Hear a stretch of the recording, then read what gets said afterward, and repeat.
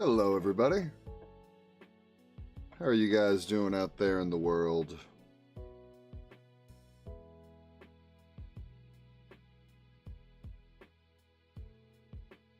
I'm doing great. Your boy Top 32, The Calling. Which admittedly, I think I was like on the verge of a top 8. So kind of a bummer. But who's going to complain about top 32 in like a 900 person calling and getting paid to do it? It was a pretty good time. Azalea treated me very well. It's funny. Nathan and I were talking. Nathan Crawford, fellow card guy. Probably heard of him. We were talking that he was pretty convinced that Enigma was going to win the whole thing. And, you know, Nathan and Aaron are pretty convincing guys. My teammates, they convinced me that, you know, I should be on Enigma because she's gonna win the calling, you know. And it turns out they were right. They were half right. She did win the calling. She won the Pro Tour even, off the back of Pablo Pintor's amazing game into that prism that had the library out. He just kept swinging Rage Spectre, the Rage Spectre that could. I thought Pablo was cooked there. But yeah, it turns out they were right.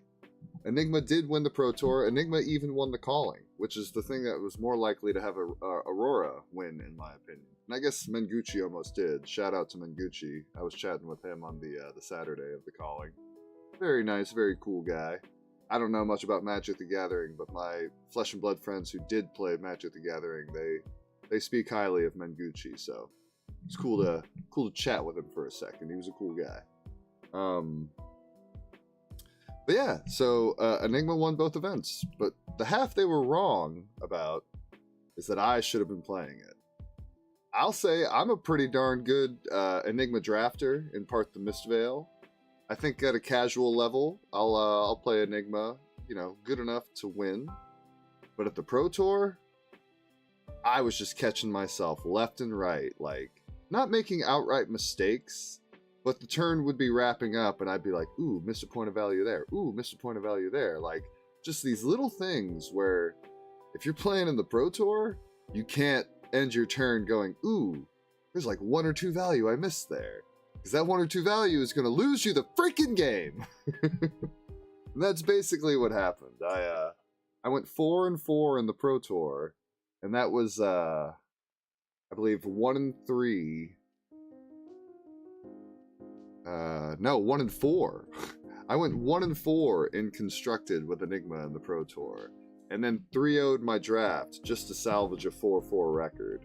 Like, 4-4 doesn't sound that bad on the surface, right? It's like, he went even. He almost day 2'd. If you go X3, you day 2 the Pro Tour, I think. No. I was on the verge of going 1-7 if I hadn't 3-0'd my draft. But fortunately, that 4-0 did save me. It saved my elo. I actually gained elo during the Pro Tour, which seems crazy. But I guess I won 3 games in a row to close off the day. But yeah, so Enigma was just not the choice for me. What's up, Dylan? The GOAT. You're the GOAT. What up, Hadrix? Nice seeing you in London. Nice seeing you in London as well. I appreciate it. Sat next to you, round 2 of the calling. Wanted to say hi, but I was locked in for the submarine starting at X1. Hey, me too, bro. Finished 4 and 5. I should have said hi. It's cool, man. I was also locked in for the submarine. I actually finished the day 1 8-1. It was so killer. But yeah, so day 1 doesn't go my way at the Pro Tour. I'm getting ready to play in the calling, and it's like, do I run it back with Enigma, even though I knew I was making mistakes the day prior, costing myself games potentially? I mean, almost certainly. Maybe it wasn't the 1 or 2 value that I missed that decided the game, but I don't know. It was the Auroras, really. The Auroras just felt like it was out of my hands. I had an Aurora present 37 damage to me in 1 turn. Now, they had a 5-card hand, and they used the gold and their chest to, like, you know, get a bunch of go-agains, but they legit did 37 damage in 1 turn.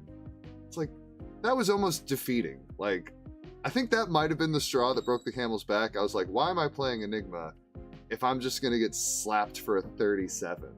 Like, I wouldn't let that happen as Azalea. So day 2, I switched. We got up the morning of. I was like, I brought Azalea with me, but I have no sideboard cards. Who can help? And who was there to help me the morning of? Andrew Cook, who went on to top 8 the freaking Pro Tour on Prism.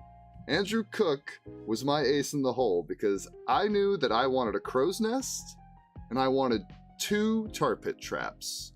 So that was 3 cards that the vendors were not gonna have. Like, just some rares from Outsiders and a token from Outsiders. Like, unless I was cracking packs of Outsiders, I was not gonna find these cards. But fortunately, Andrew Cook, one of my locals, much more than just a Pro Tour top 8 competitor, he's also my local.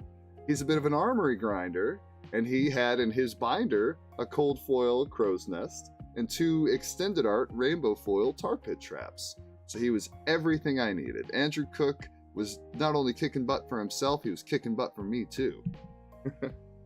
So yeah, we can go ahead and bring up the list if you guys want to see it.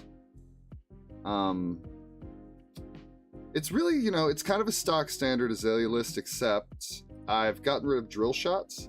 I found in this current meta with no guardians, drill shot like only matters into Florian, and you know, I feel like Florian is kind of a free matchup for Azalea. Like, drill shot helps, but I feel like it's already good enough without it. So I dropped drill shot for searing shot, and I gotta tell you, I've not been missing it. And it feels so good to have searing shot back. Searing shot sometimes is just that little extra that you need in the late game. If you can dominate it, and you know, you needed to kill them by 2, well, hey, if searing shot hits, it'll kill by 2. And then these tar pit traps, man. These tar pit traps were amazing. Amazing in the calling. And I'm sure they would have been amazing in the Pro Tour too, if I had been on Azalea. But just like the Auroras would throw like a snatch with Go Again off of an embodiment of lightning, and I'd say no blocks, and then they'd slam down a Channel Lightning Valley during the reaction step. So they're threatening like draw 2 cards with Go Again, and I play 1 tar pit trap, block that sucker for 3, take the hit, and now they've wasted their freaking on hit. Like, they get the 1 damage, and they trigger their on hit draw for the snatch, and they trigger their on hit draw for the Channel Lightning Valley, and they get nothing. It's like a tar pit trap for, what is that? I mean, we'll say the cards are worth 3, even though in Aurora they're probably worth 4. That's like a 1-card 9. That's a 1-card 9. How do you lose after playing a 1-card 9? Let me tell you, it's pretty hard against Aurora, because they usually take a lot of damage to have their good turn, and then you play a 1-card 9, negating all of their on hits, and they just, boy, it makes the Aurora feel bad. AD, Ranger Gang Gang, Gang Gang, reloading bows. You ready for high seas when we get more new Ranger stuff? Ready to see how crazy Azalea is gonna be, or maybe the new Ranger. We'll see. 8-1. Yeah, it was a good day 1. I wish day 2 had gone a little better, but again, shouldn't complain about making money. Shouldn't complain about being in the top 30 of a 900-person tournament. 5 is more than 4. Searing shot seems great. Yeah, that's what I was thinking. Codex of Blood Rot. What's that in for? That's for what's her name? It's for Enigma. Although, you know what? Hilariously, yeah, against Enigma, man, anytime you can give them a Blood Rot, it just makes their life harder. But hilariously, Codex of Blood Rot was like not doing me any favors at this tournament. I would, I mean, it was my own fault. In Aurora, played a Ravenous Rabble, revealed Sigil of Suffering, their defense reaction that throws an arcane. And I like had a Codex of Blood Rot in my hand, and I was like, maybe I shouldn't play this because I planned on dominating an arrow next turn. Like, maybe I shouldn't play my Codex of Blood Rot because it would just let him put a defense reaction in Arsenal. I was like, screw it, I'll go for it. So he does it, and I can stop the arcane ping, but him getting the extra 3 block keeps him alive for an extra turn. It didn't matter because I killed the Aurora the very next turn, but it's like, Codex of Bloodrot just let him block a little more. And then on the end of day 1, I fought an Enigma, and I basically needed to... They had a 10k out. They had played a Mage Master Boots into me, weird, to get out of 10k, and they swung it for 10. And my turn was like, play Codex of Bloodrot, fire big and Murkmire Grapnel to get rid of the 10k.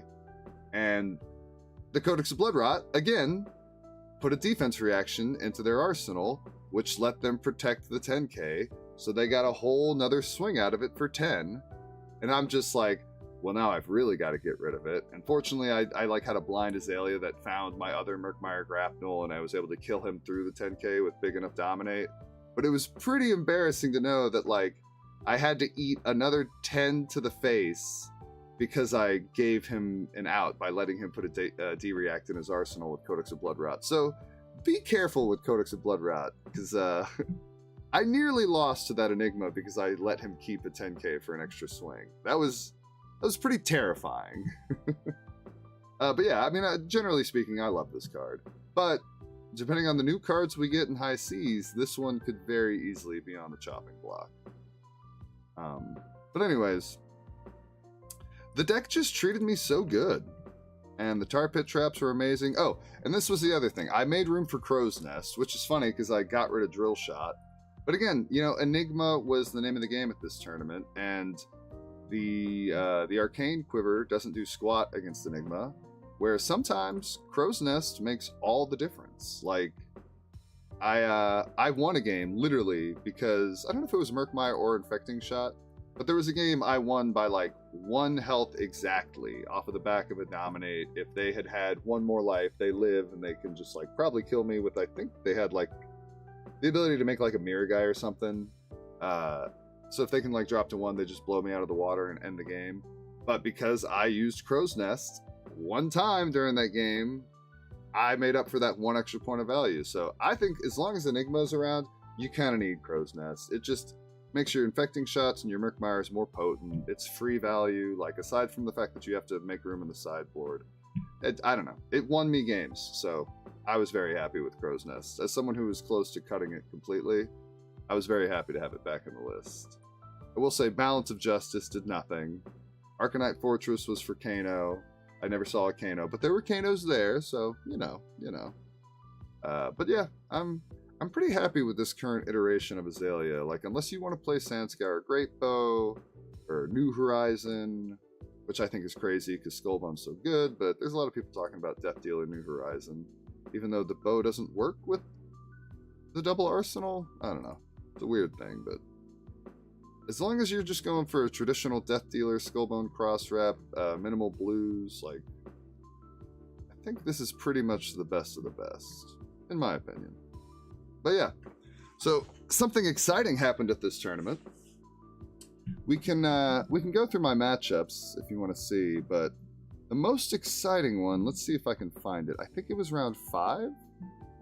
I think I played against look at Noah Bagelman. Oh wow, he was cooking up here at the top tables.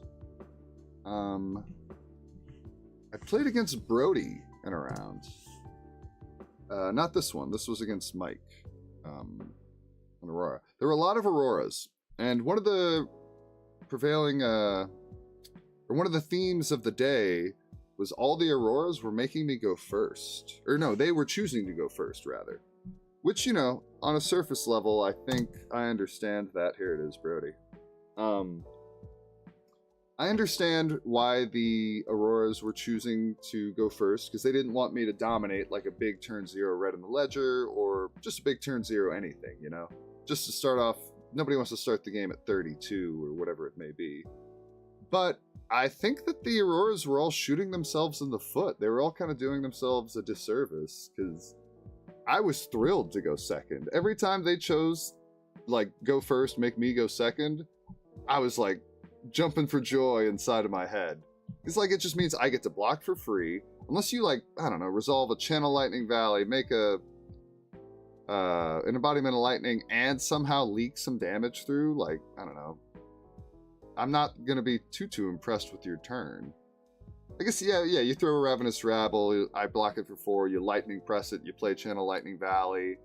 and then you make your embodiment of lightning. That's a pretty good go first, Aurora, because I've taken damage, you've set up some really good stuff, but they never did that. It was always just like Arsenal Pass, sometimes make an embodiment of lightning. But generally speaking, I never took any damage, and I got the ability to always crack back with like a big Red in the Ledger or a big Remorseless, and it was like, all right, Aurora, play through this. And it just always kind of gave me free tempo. It was really sweet. The Auroras were giving me the advantage without even knowing it, in my opinion.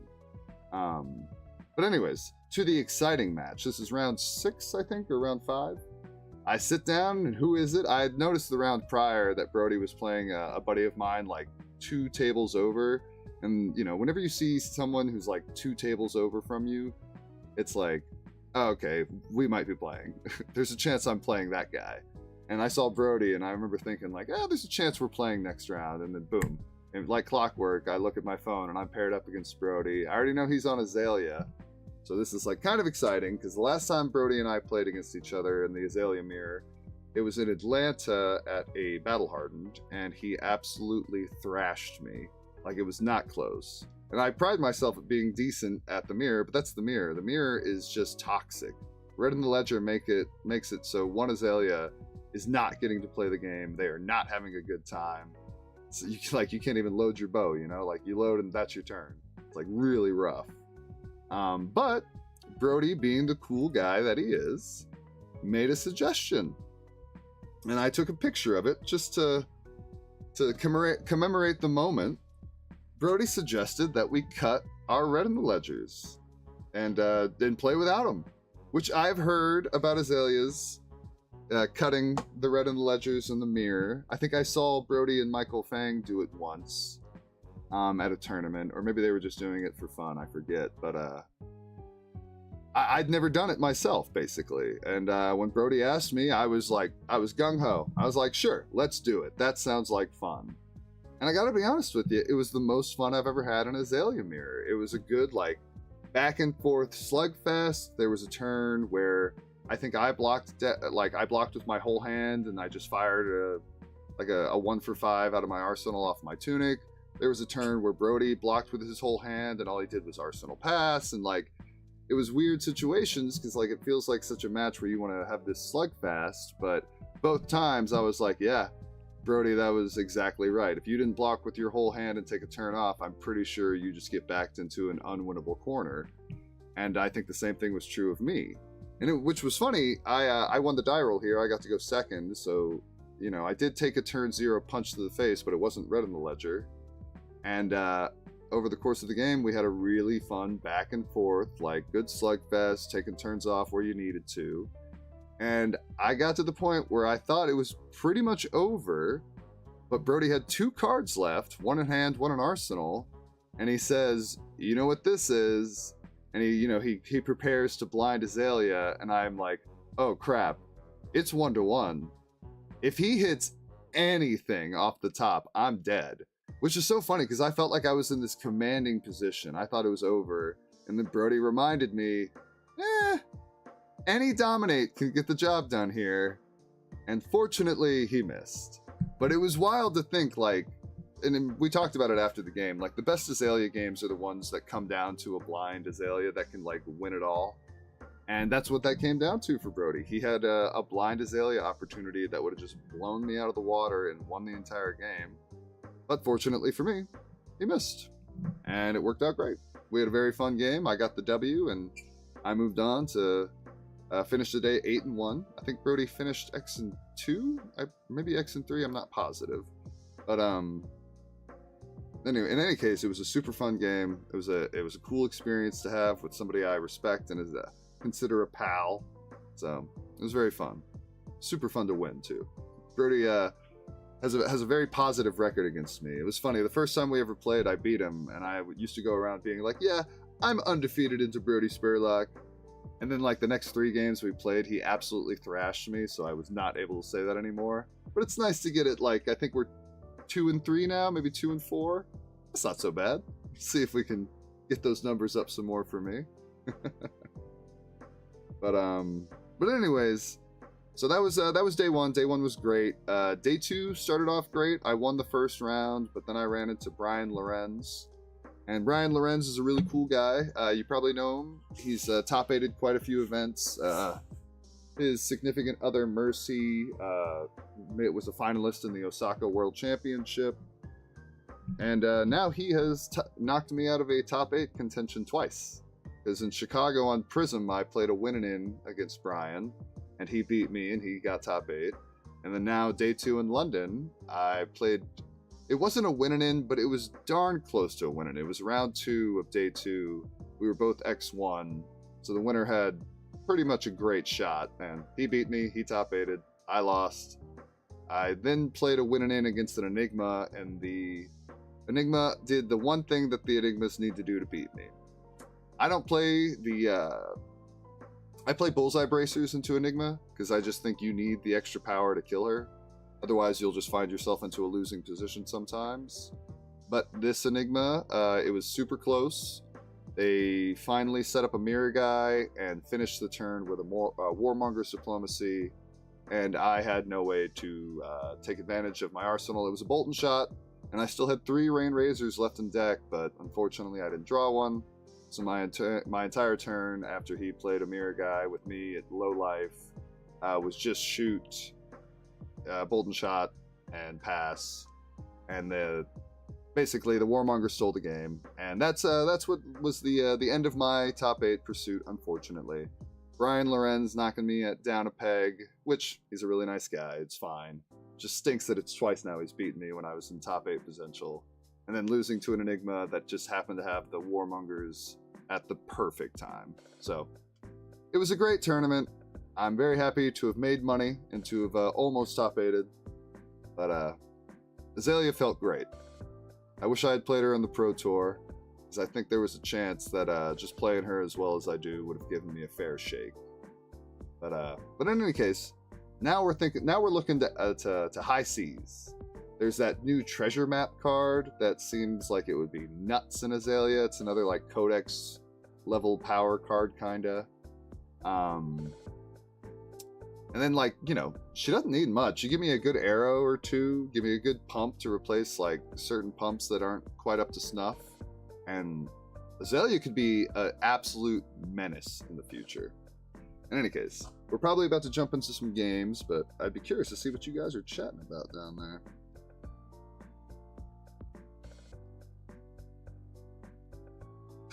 Mess him up, big dog? Anything for you, Sean. As a Levia guy, it always feels better to keep with the hero I feel most comfortable with and try and play a better deck that I'm worse with. Absolutely, Ian. I played Enigma just because I am an illusionist guy, and I feel like I understand how she works, but there's nothing you can do to make up for lack of games. Like, I needed like 50, maybe even 100 more games on that deck to really be bringing it to the Pro Tour. Where, like, Azalea, I know her like the back of my hand, you know? I'm going to very rarely make mistakes with that deck, and that kind of stuff really makes a difference in a tournament setting. It's just important to play, you know, the best you can. And if you got to just have a lot of repetitions to understand all the little ins and outs. Codex of Bloodrot is really strong. It's effective yellow that gives you a ponder. Oh yeah, totally. Sometimes you can also play it after a big blocked out Bolton shot, for example, force them to Arsenal. Oh, totally, yeah. Oh, that's cool. Force them to Arsenal a Chi. I like that. I've never actually done that before, but that's a cool trick. I usually just use it to, you know, reload another arrow and fire the arrow, but if you know they're keeping just a Chi, I guess it would have to be like their only card, though, because if they had anything else, they would just Arsenal the other card. But if they're going down to just a Chi, that's a pretty cool play. I'd like to try that. That'd be fun. Just brick their arsenal for the whole match. Just as you're bringing Victor back, Saint Havoc, get that Victor shit out of here. I want no Victors in my circles of friendship. Hello, hello. Jacob. What's up, Jacob Allen? Was cool saying hi in London? Absolutely. I appreciated you saying hi. You ready for Azalea to look broken for about a week before Marlin is turbo busted? Yeah, I mean, there's probably a decent chance. Oh yeah, truly reiterating Outsiders, kind of like Outsiders, everybody thought Azalea was the hotness, and then like a week later, it became clear, no, no, no, it's Lexi.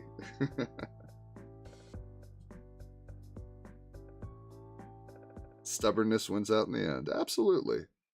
I took Dash.io to the Pro Tour because I cannot resist mech. Please save me, Puffin. Hey, Puffin looks fun. I think Puffin is like the first mech that I actually want to play.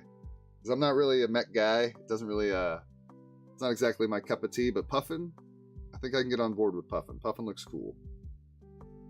Is Kano not just the best deck if Aurora Living Legends? Dylan, that's a great point, actually. Kano... Oh, well, let's think about it. What's holding him back? If Enigma goes away, that's obviously a good thing for Kano. Prism is still pretty scary for Kano, so there's that. I actually like the Kano matchup as Azalea. I think the Spell Void 2, AB 2, and now we get to run snaps thanks to the new quiver, is pretty legit. And things like Seek and Destroy and Inertias really make the Kano's job pretty hard. So, I don't know, that's kind of a tough one.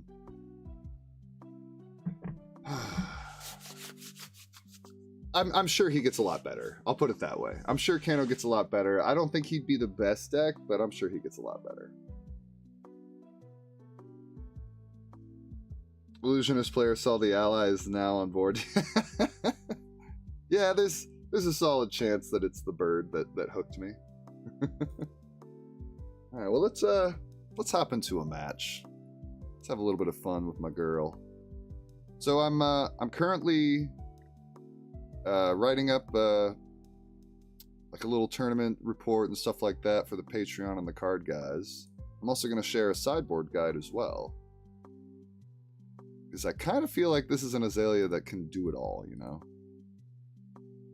Alrighty, do we have any oh, we have a lot of competitive CC. Well, let's just jump into one of those.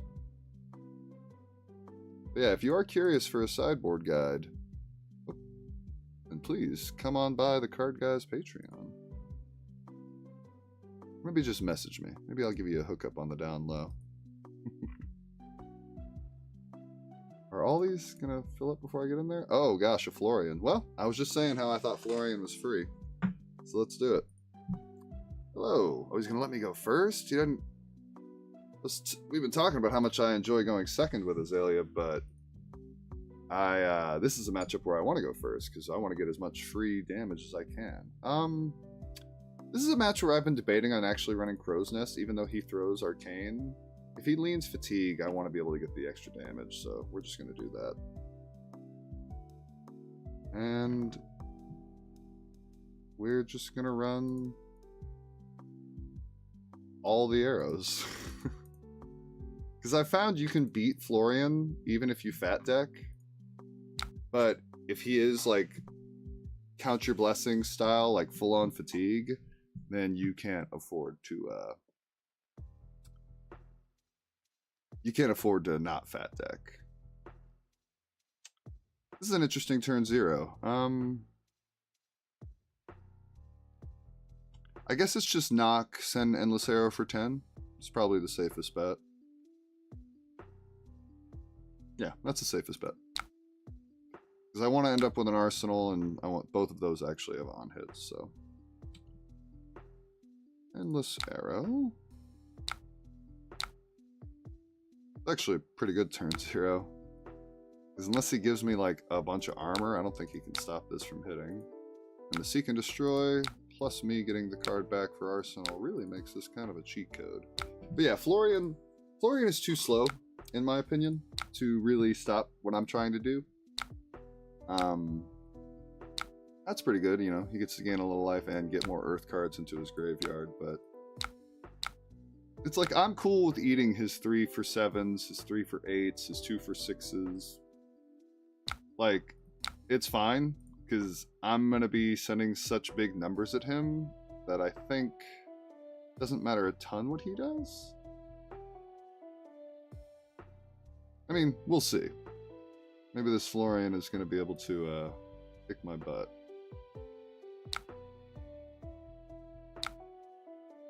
E-strike for 5, eh? Well, I am in a position where I can just send back Endless for 10. So maybe we just take advantage of these blocking cards. I'd like to be dominating, or using Death Dealer here to send like a giant Murkmire. But sometimes you just gotta take advantage of health. And right now, I have a decent turn, even after blocking, so it's fine. Ooh, Warmongers. That's fine, I'll choose War. I can just send in... I'll just send 4 at him. That's a good Warmongers by him. Stops a fair amount of damage. I'm glad I blocked, though. Imagine not blocking there. You'd feel pretty foolish.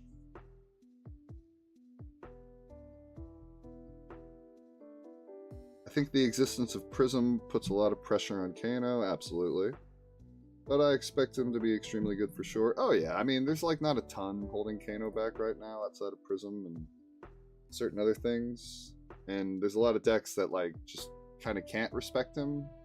Or I guess Aurora can run Shock Charmers, which is pretty good. But like, I don't know, there's just like not a ton of ways to respect Kano. For like Syndra and certain other decks. Oh, let me get it back again. I think this time though we just Arsenal Hamstring because I'm gonna have Tunic up. Yeah, we can just go pump, Tunic, Fire, Hamstring, Rain Razors it. He doesn't keep like 2 cards. He won't be able to throw that 3 for 7 because it'll cost 4. That's cool. This is only going to be coming in for like 4, right? Take the Arcane. Now I need to bottom a card.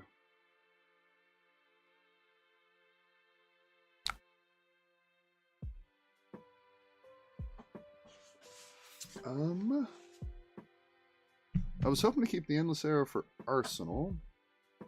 So maybe we just bottom the Rain Razors? Yeah, we'll do that. I don't need to force the on-hit here. I just need him to block with cards, really.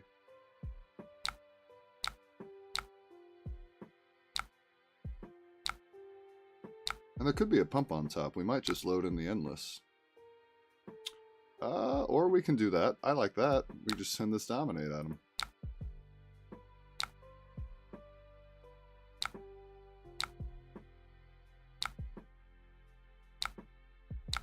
And this is how I like to play the match. They're super good at blocking. They like to block. And sometimes they have a hard time utilizing their whole hand. So if I just keep sending Big Dumb Dominate after Big Dumb Dominate, it's pretty hard for him to outvalue me, in my opinion. Especially if I keep him off an Arsenal. Hey, that's pretty good. Not that good, but pretty good. Getting 2 values better than...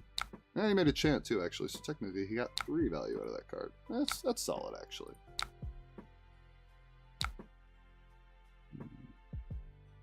And then that's the thing. Their turns are just like Rune Chant and Sword Swing a lot of the time.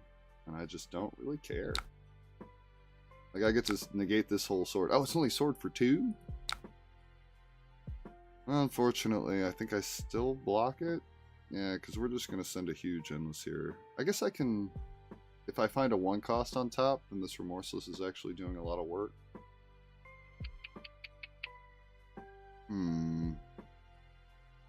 Is it better to block for 3 on a 2 attack, or is it better to keep this so if I find a 1 cost arrow to dominate, I have the option to do that? I'm going to gamble that I find an arrow that I can pay for. If I lose by 2, and we don't find a 1 cost arrow on top, then we know why. I get 2 looks, you know? Ooh, that's not what we want. Bottom that. Come on, give me a 1 cost arrow. Not exactly what I'm looking for. I think I still want to dominate those, so yeah, we'll do it.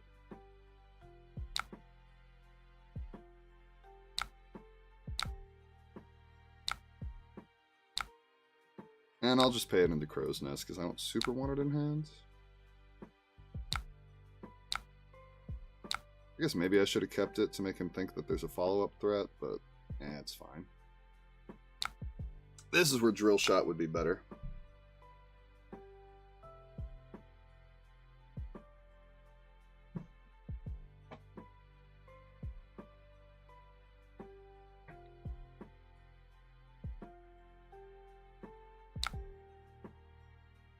But I'm not mad at a big dominate for 13.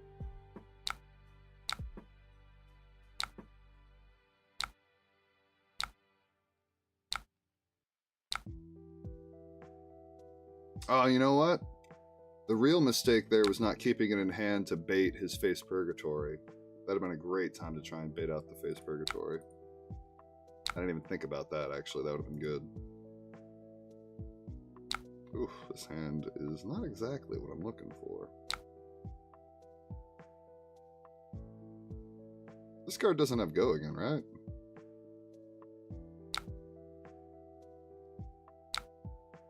Oh, he just played the instant side? Okay.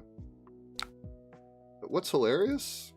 I mean, I don't get to try and turn my arsenal into a pump now, but I wanted to lose my arsenal already, so thank you. I can't do that, but I think we're actually going to just blind it away, so this is fine. I'm going to load Battering Bolt here and then just blind Azalea trying to find a pump so I can then Codex, but we could just fire Battering Bolt here and not play the Codex, but we'll see.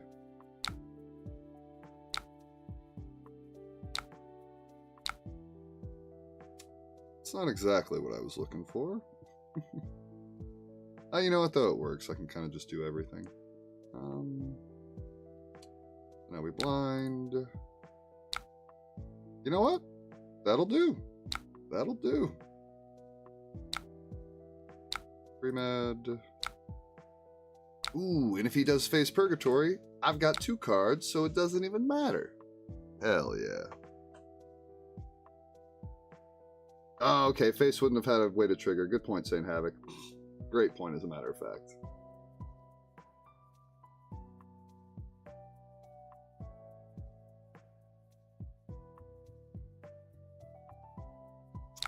Yeah, you're right. No, the Dominate would have turned it off. Wow, he's not going to cash it in here. Maybe he doesn't have an attack to go with it. Or maybe because I have 2 cards, he knows better.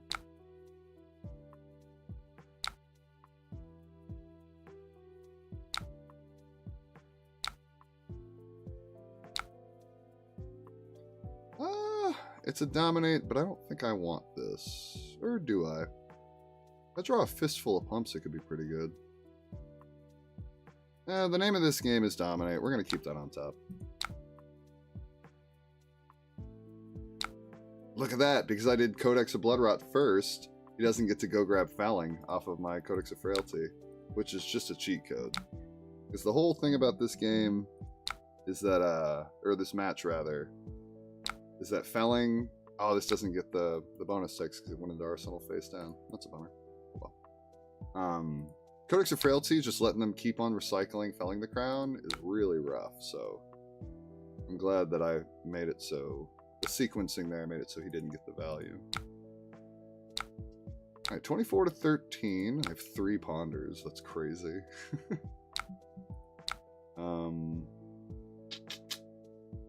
So...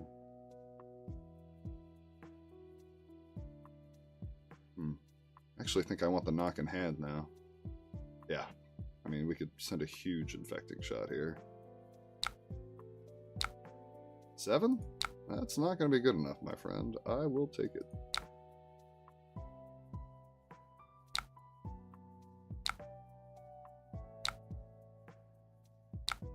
And now, like, he has all this armor, but he's low enough health that I don't necessarily need to, like, dominate. I can just send an infecting shot the size of the sun. Ooh, is Amplifying Arrow in? We might just send a giant Amplifying Arrow, as a matter of fact. I'll keep that on top. I think that's what I'm going to do. I'm going to send an Amplifying Arrow the size of the sun. Sounds like fun.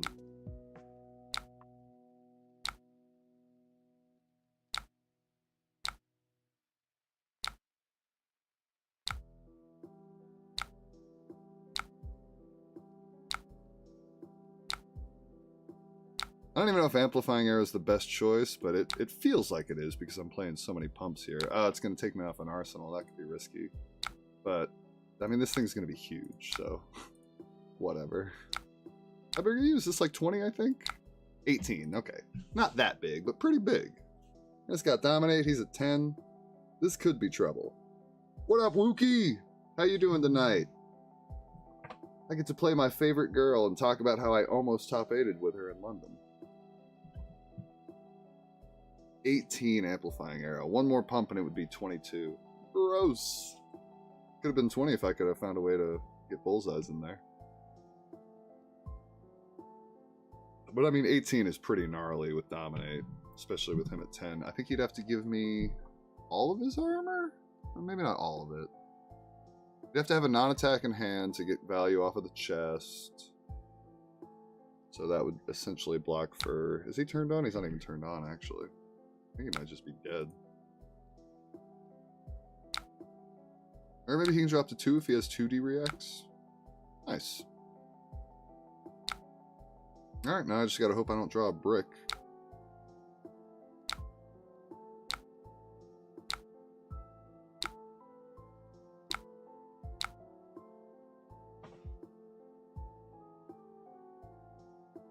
That is not a brick. That is indeed not a brick. May not be the best, but it is the funniest. I agree. Oh, there's a felling. Ooh, that's a little annoying too, actually. I guess we probably just send a searing shot. Eat the chance.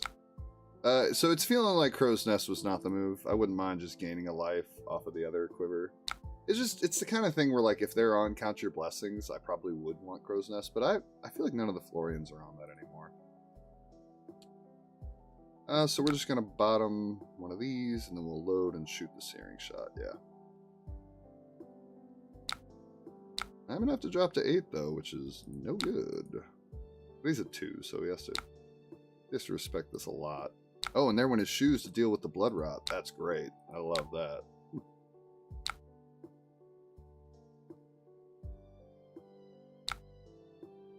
Alrighty, do I read first? I think I do. Just because if I can draw another pump, it's pretty annoying for him.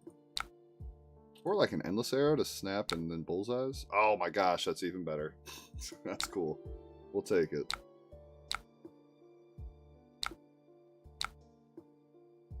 And then we don't blind Azalea here because if I hit a 1-cost arrow, then I don't get to play the Codex, so we just fire it. Okay.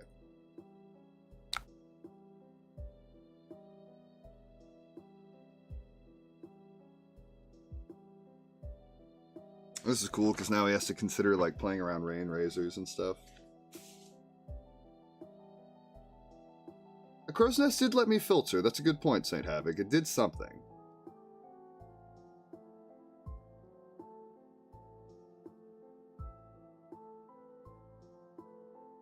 Yeah, using their well-grounded to stop the blood rot is a good trick, but I mean, it just means they have less prevention.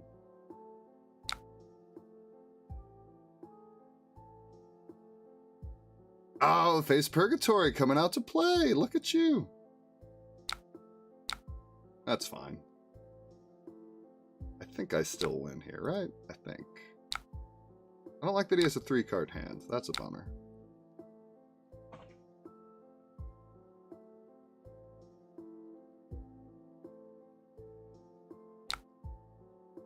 Okay, Grasp.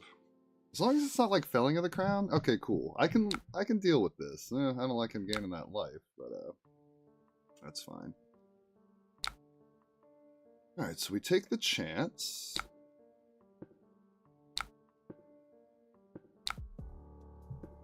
You're addicted to Azuri? Well, I hope the ProQuest goes well for you. Alright, can I afford to block this? I don't think so.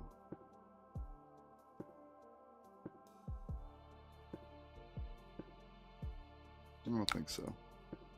I'm going to try and demand his whole hand here. If I draw a pump, I think I do.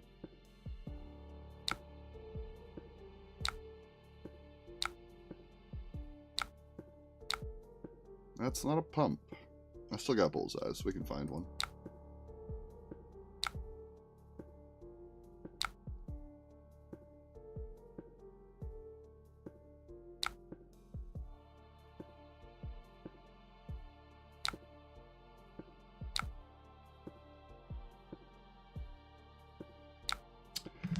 Then we snap this and use codex. It should be pretty good.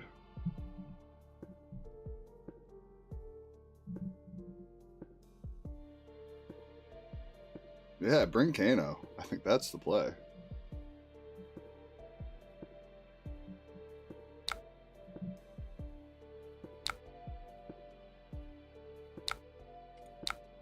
Yeah, him making those embodiments of Earth. That's where it's trouble for me.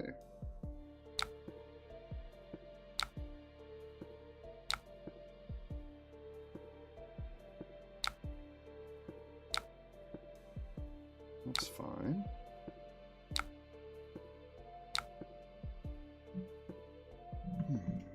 That card blocks for 5 all on its own? Gross. It's those darn embodiments of Earth, man. Those are trouble.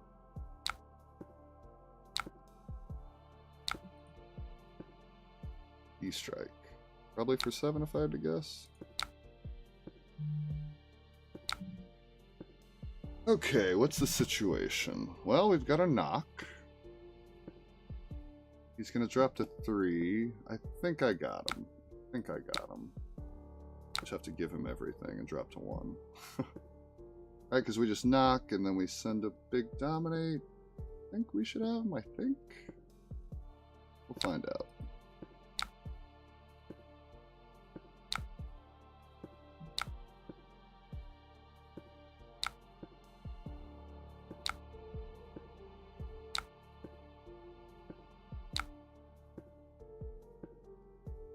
I guess we'll make it Searing Shot.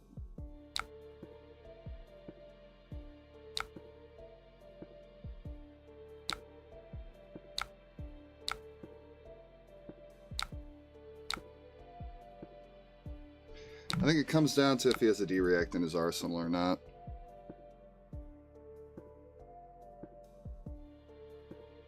Oh yeah, the Florians are good at getting it really close at the last second. That's why my Bullseye Bracers not having been used yet is a bit of a problem. This could be a match where I just bring in the other gloves, because I think there was an opportunity for me to get the other glove value at some point. But yeah, so he needs to have a D-React in Arsenal, and then the ability to block for 5 off of his chest and another non-attack, and I think that saves him? Yeah, if he can block for 9, exactly, that saves him. So he would need a 3-block, non-attack, his chest, and a D-React. Oh, is he dead? Oasis Respite, gross. Is that good enough? Is that good enough? I don't think that's good enough, right? Why wouldn't he cash in his armor there? Because this is still going to hit for 2 and then he'll die by 1 exactly, right? Maybe he's got like a life gain in his hands.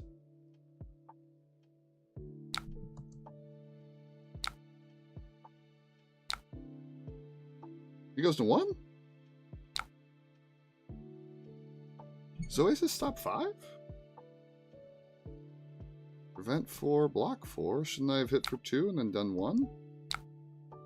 Well, he had a Fruits of the Forest anyway, so it doesn't matter. Okay.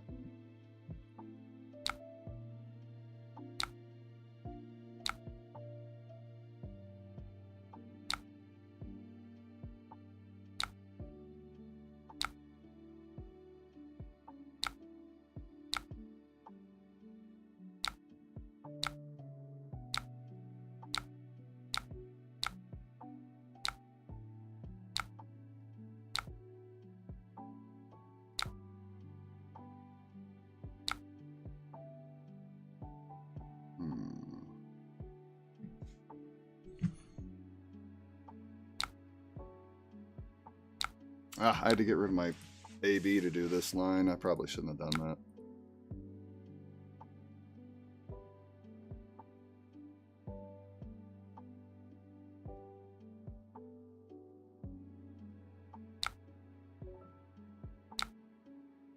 Two D-Reacts.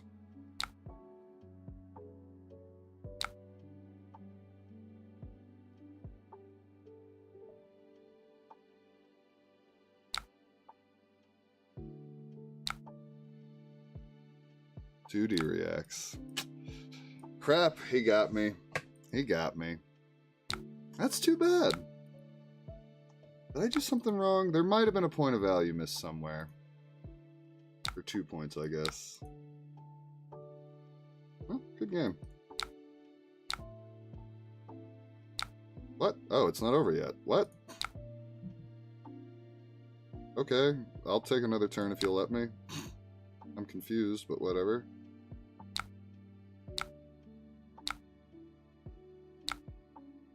Maybe you didn't realize I got rid of my AB. Okay, how do I make this work then? I didn't draw a pump, which is really bad. I think we have to go... I think we just have to find a dominate. Of course we didn't draw a freaking... Oh well. That's not gonna do the trick. Alright, I concede. Ah, darn it. Darn it, darn it, darn it. Oh, he still had a sigil left too. And a D-react in arsenal. Oh, he had 2 reds. That's why he didn't make a rune chain. Okay. There was a hamstring right there. That's still not good enough to get me though, because he can gain the life. Yeah. Alright, let me think. I don't think I made any glaring mistakes. I think that one just slipped away. Well, oh well. I guess me saying the matchup is free was probably a little generous, but I still feel pretty good about that. That was close. Go ahead and throw a loss up on the board.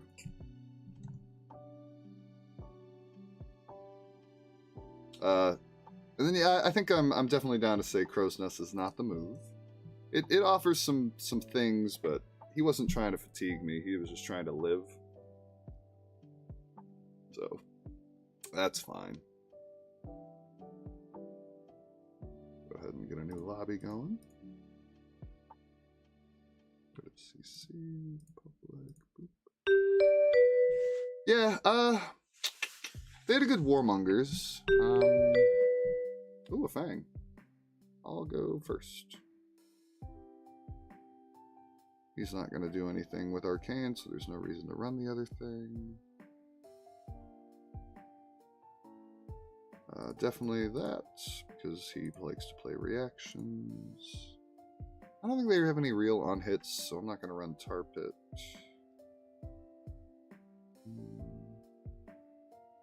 Affecting, Memorial Ground, Hammy. Actually, I don't think I need the Memorial Grounds. We'll ditch one of the... Well, I wouldn't mind shooting more reds, so we'll just run 1 Infecting. Alright.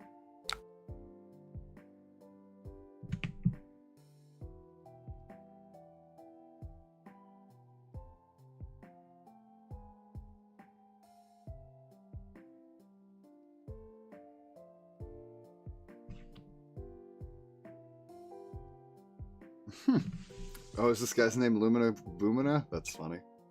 It might be Josh's alt. I don't think it is, though. Pitch the yellow. Load in the hammy.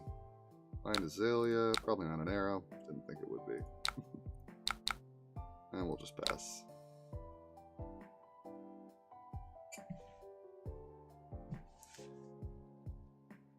Against Warriors, I feel like you just always got to go for it on turn 0. Sometimes you miss. Oh, that's a bad one to miss too. Making his swords come in, or his daggers come in for 0 is sweet. Yeah, this guy's name is Lumina Boomina. That's awesome.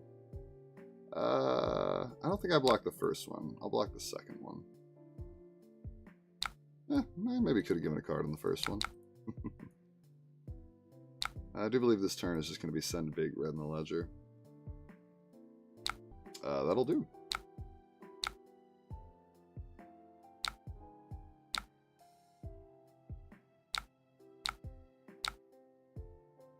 Send a big red in the ledger.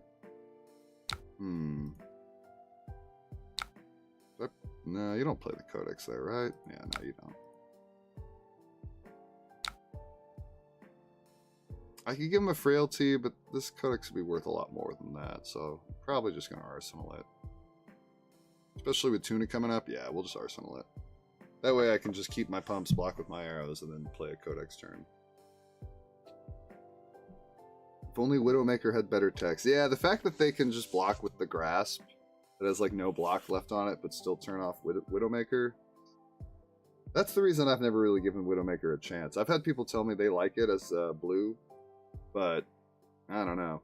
The fact that they can just shove their battle-worn armor in front of it and negate all of its effects is pretty rough in my opinion.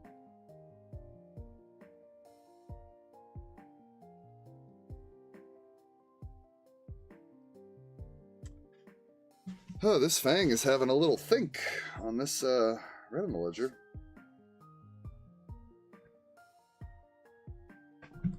I'm bummed we didn't beat that Florian. I feel like there was a point of value I missed somewhere. I'm not sure where. Oh, the turn he got to block with his face Purgatory. I think I maybe should have just blind Azalea there in retrospect. Because if I hit a pump, then he can't get that face Purgatory value, and I probably steal the game. I think that was the mistake, because even if I hit a 1-cost there, I just shoot a better arrow and I pitch the Codex.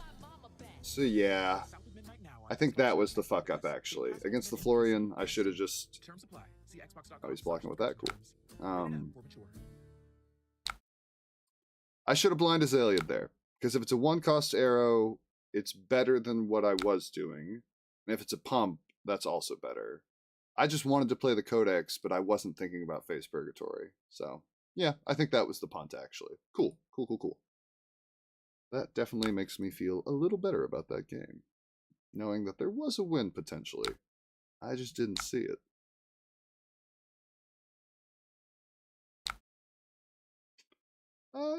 Yeah.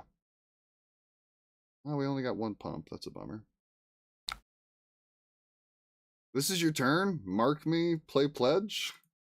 I guess that's fine, as far as turns go.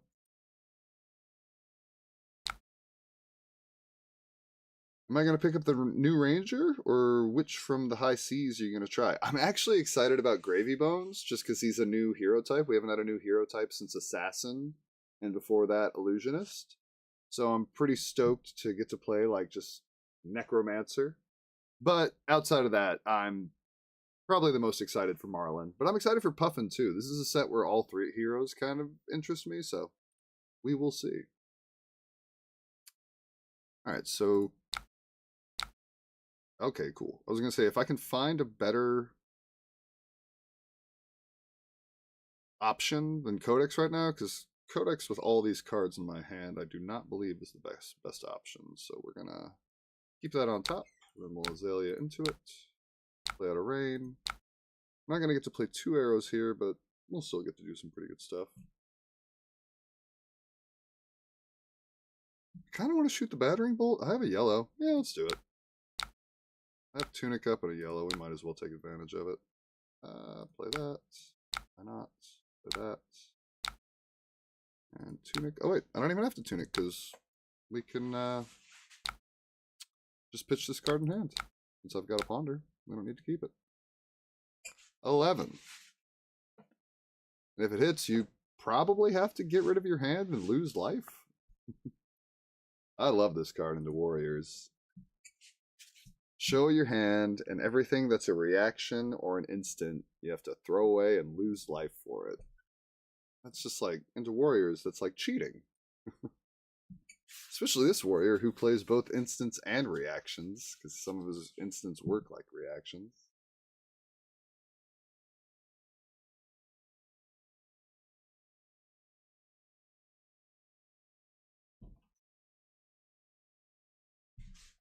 Look at that, another Hunt's End. That card must be a real pain when it shows up too early. Although I guess he's pretty close. He's almost got it turned on.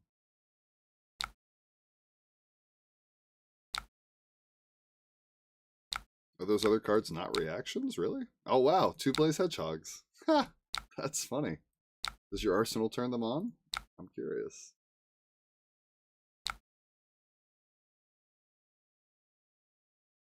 Thank goodness I drew an arrow. This hand was close to being scary. Oh wow, he pitched a Blaze. What do you got? Long Whisker. Okay.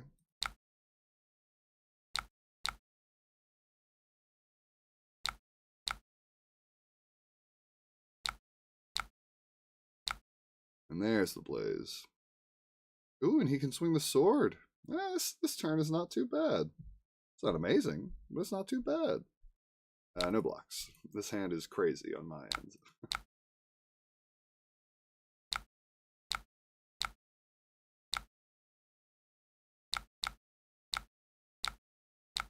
I always love when the match is like even on life, except he's now lower, but like I know I'm about to throw just a haymaker at you, so it's like, is it really even?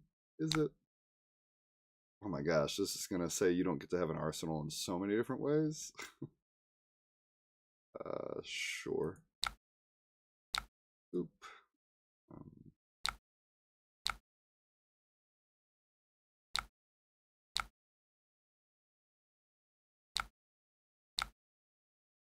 We'll read if we can find a 0-cost arrow on top. That'd be cool. Sure. Just because it's so debilitating. Sure.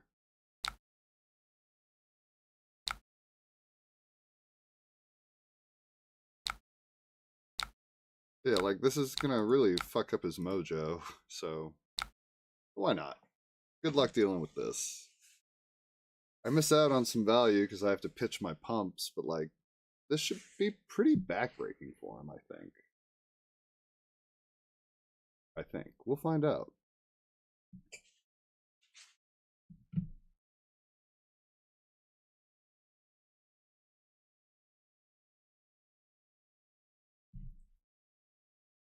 Oh, what happened to my music?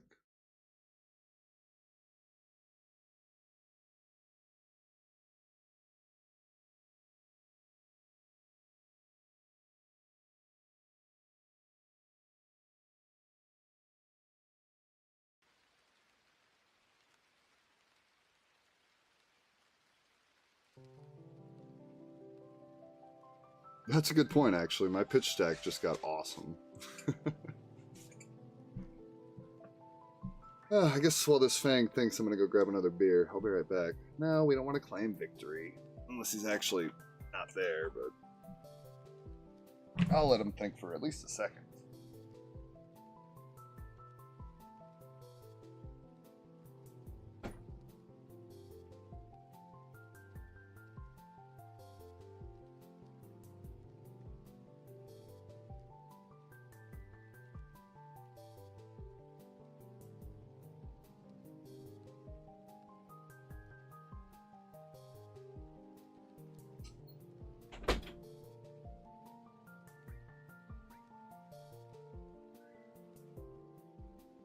Okay, we have some form of decision happening.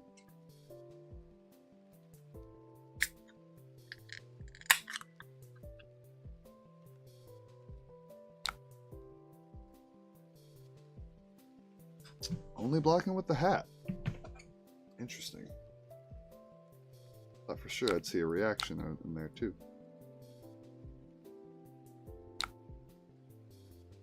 Okay, if he react, that makes sense. Sigil, okay.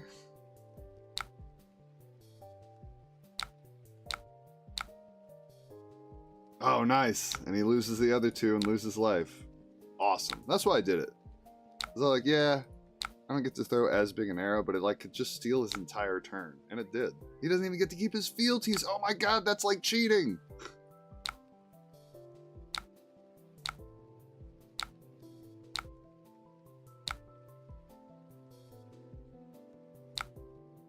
Yeah, you might as well.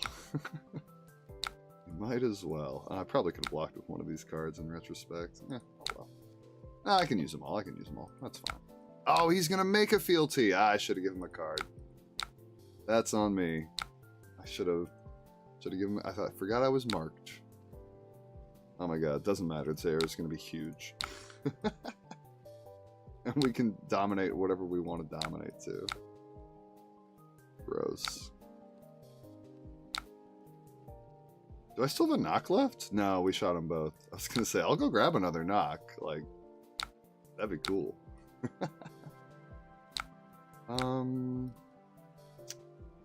What shall it be? I'm thinking hamstring shot, so he can't just, like, get full value out of his stuff. Maybe it should have just been red. Oh well. I think we're still in a really good spot here. Ooh, could have been infecting to get the extra damage. Would have come in for 15 thanks to my crow's nest.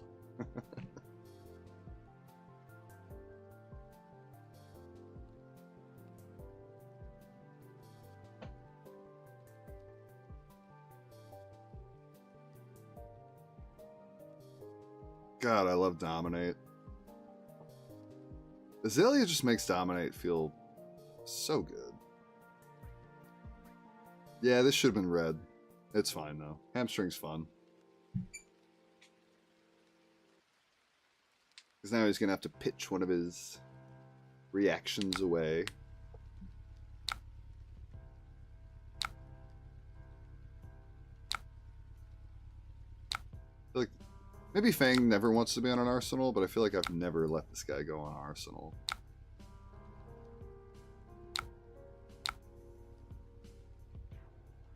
Alright, what's that 3-card hand look like, brother? Oh my god, look at my fucking hands. It's like I'm cheating. Okay, it was Imperial Seal. He's probably not too mad having to pitch that. Oh, Tooth. If I had blocked that, I would feel silly right now. Lucky for me, I never block with Azalea. Especially with a hand that's this good. Ah, too bad Tunic's not coming up. It'd be sick to be able to get a 1 cost off of this. Yeah, don't care. You got a Warmongers? If you got a Warmongers... Oh, this doesn't even have Go again, though, so... I'd say Warmongers is the one thing that I would be scared of right now. Sigil! That's not bad. He's gaining life.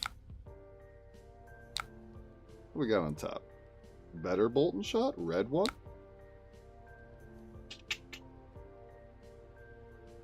Endless Arrow is fine, but I'd have to break my snaps, so no thanks.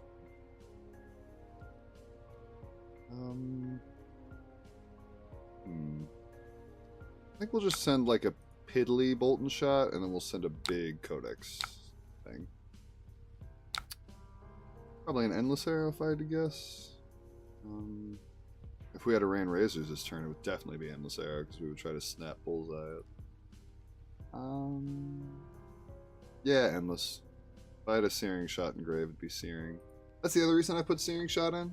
Because I found off of Codex of Frailty, a lot of the time, your best option is like Endless Arrow. And since you're already getting the Ponder anyways, aside from very specific matchups where you need to try and keep as many arrows in deck as possible, so you'll just grab Endless so you can like try to recycle it, stuff like that. Searing Shot is just like strictly better because it threatens the extra damage and you're still getting the arsenal anyways. Nice, he said no blocks. Cool. Don't worry, I don't need an arsenal. Now we lace. Another lace. And Codex of Frailty.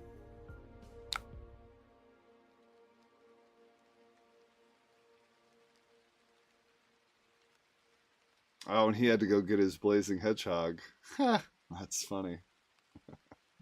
He's gonna lose a card from hand, even. Guess he gets a 0 for 4, but probably not a part of the equation he was looking for. What up, Josh? How are you doing tonight? And then big Endless Arrow for 10. Threatening a Blood Rot and a second Frailty to really make your life miserable, Mr. I have 2 daggers. I thought Centauri Sabers got punished by frailties.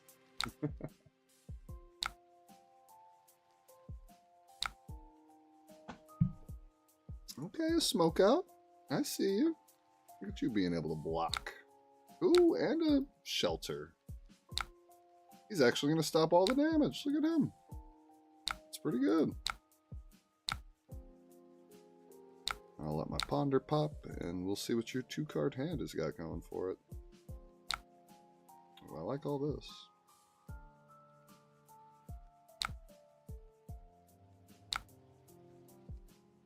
Oh, that only applies to dagger, okay.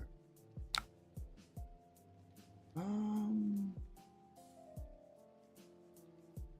think I should... I mean, he's got enough fealties that it doesn't really matter. But I think I'd rather block the sword. For the daggers, so I stop him from marking me. I mean, I'm already marked, but I guess it would remark. But I mean, him having more fealties doesn't matter, right? Yeah, whatever. Well, I should block with at least one card. Right? We're gonna go Tunic, load Bolt and Shot, Pump Pump. Fire it. If he lets me, we'll fire Searing Shot too. Yeah, sure.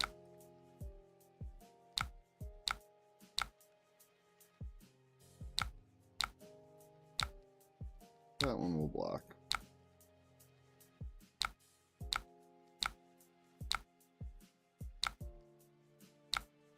What's on top, Daddy-O? Ooh, we like it.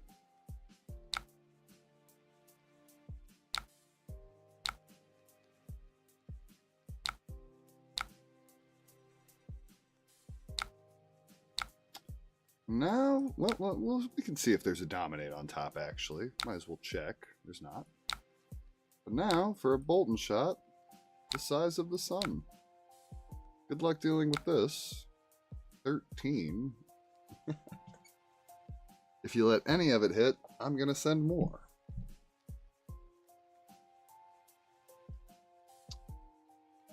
Actually, I mean, I might just bullseye in the Searing Shot if he can somehow block all of this. I don't even think he can, though. He'd need, like, 0 for 4 and 3/3 blocks. And then would I send this? I probably actually wouldn't bullseye it. Because then if I don't draw a functional hand, I just lose the game. I don't know if I lose the game, but it's... If I just take a turn off to do nothing, it gets pretty bad.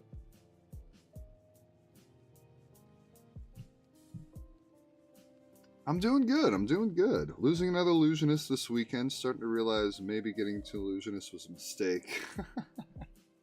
Well, you know, Prism has been treating people like Andrew Cook really well, like top-ending the Pro Tour, but she's by no means like racing to the Living Legend finish line. So that might be the play. I think Enigma and unfortunately all of the Mistveil heroes were a little too strong to not go away really fast, you know? Currently taking 6 over the top. Oh yeah. We'll shoot a Searing Shot when you're at 3 with only 2 cards. Now you basically have to give me both cards, or just lose, I guess. Oh no, he could have that. Okay. Even still though, like, he's got to deal with this Blood Rot or drop to 1. The hand is reasonable, so I should be fine. I guess he could have a blue. Nope, he doesn't. So yeah, he's going to drop to 1, and then aside from him getting a block back on his legs, there's not much he can do about this turn I'm about to have. So, sweet. Cool. I wouldn't mind trying to get a free op.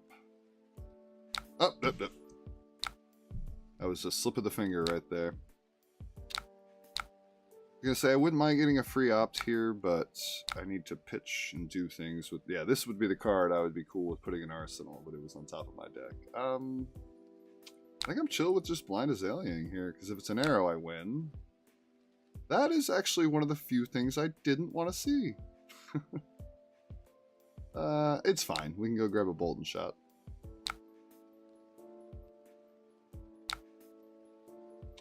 And we'll just get rid of Take Aim.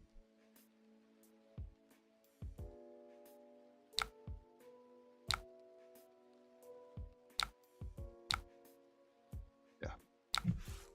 Because I was chill with, like, you know, having a pump for the Codex target, or having an arrow that I would Snapdragon Scalers if it didn't just kill him outright. Okay, cool. This wins.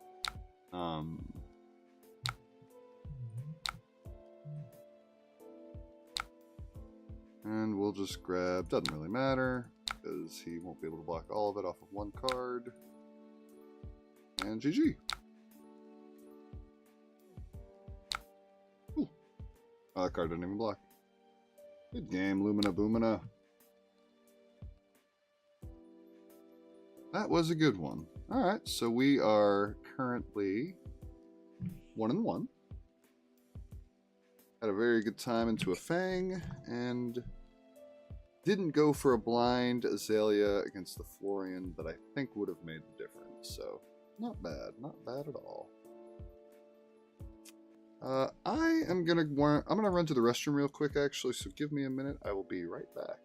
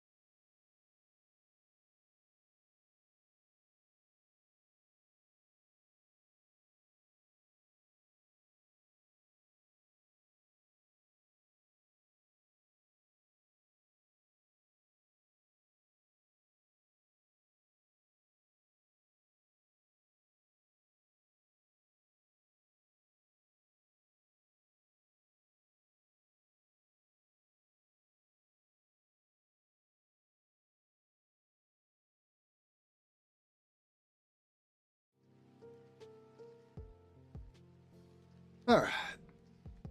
I'm back. Sorry about the wait.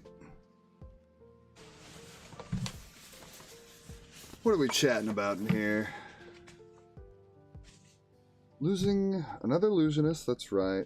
But you don't like New Prism. Well, I'm not gonna lie to you, Josh. I didn't like New Prism at first either. But the more I play her, and the more I see people like Andrew Cook doing well with her, I've grown to respect what New Prism is doing. It's not as fun as what Old School Prism did with her cheat code weapon, but eh. OG Prism was my playstyle. That's why I went to Enigma. That makes a ton of sense. That was part of the reason I thought I would play Enigma at a good enough level at the Pro Tour. It was like, yeah, it'll translate. It did a little bit, but there's still some intricacies and stuff like that.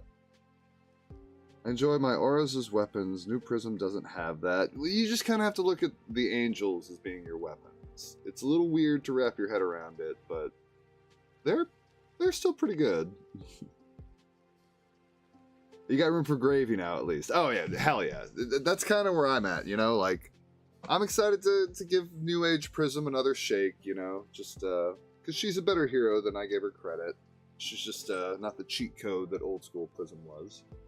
But no, yeah, Gravy Bones is exciting. I'm looking forward to that. All right, anyways, let's jump into another game.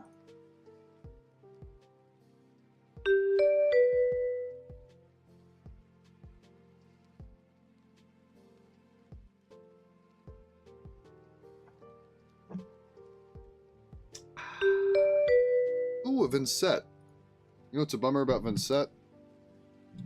I cut all my sleep darts. Vincent's actually really rough if they get to go first. This could be bad. You play Hamstring. You don't play Infecting Shot because it just gives them more ammo.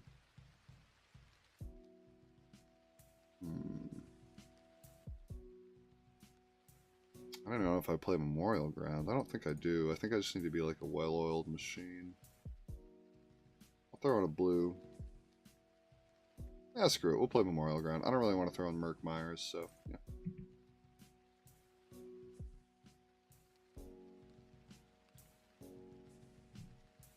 But yeah, if she like resolves 3 Malefic incantations here, or 2, I guess, I'm in pretty big trouble.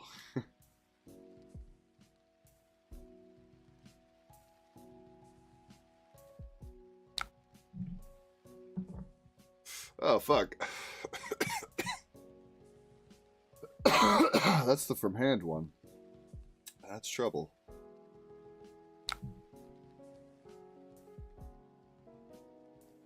I mean, but as far as setup turns go, you know, 1 rune chant and an arsenal, that could have been a lot worse for me.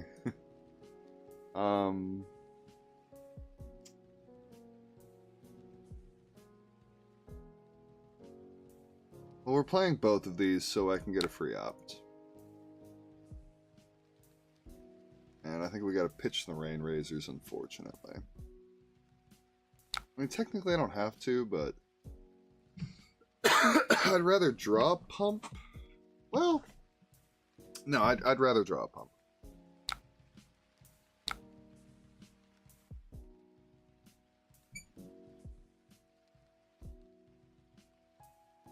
I guess I maybe could have, yeah, I could have tried to shoot for something like that. Oh well. If I put the amplifying arrow in there, then I can then swap and then pitch the Rain Races to shoot the hammy, but I'm still not too crazy about that line because I don't end up with an arsenal. This way I'm probably going to end up with an arsenal. At the very least, I'll send an arrow for 10. It's not great, admittedly. Like, Hamstring would be a lot better. Or Remorseless. There's no shot I bullseye it in, though. Yeah, it's just got to be our arsenal target, unfortunately. And if we give her a Blood Rot, there's a chance she's going to just make it into the Ruin chance she needs to throw this widespread. Hopefully she doesn't have the ability to do that.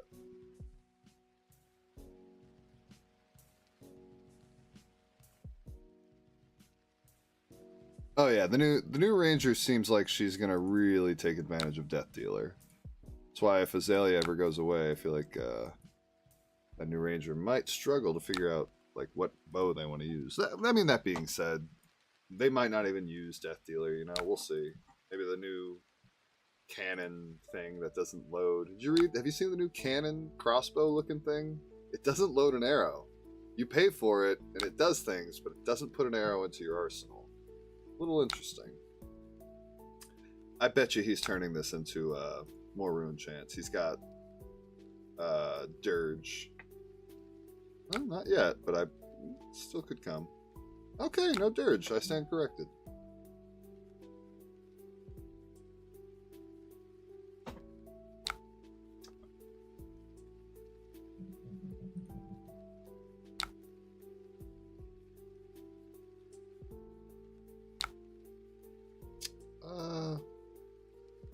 What does this one do? Top of the deck? Don't care. You'll need to go against Source to make me care.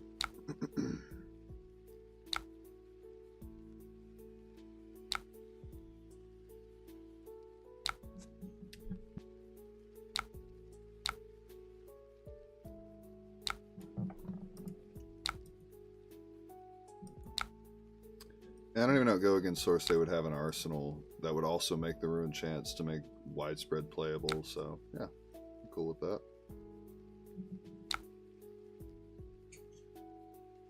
I did have to eat a good bit of damage, but that's fine. Alright. Give me a pump on top. I kind of want to send a huge red in the ledger. That'll do. That'll freaking do.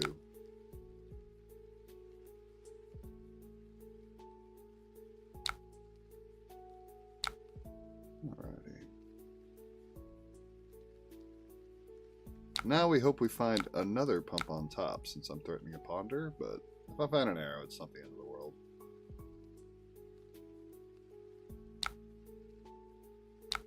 Oh my god, we're cheating.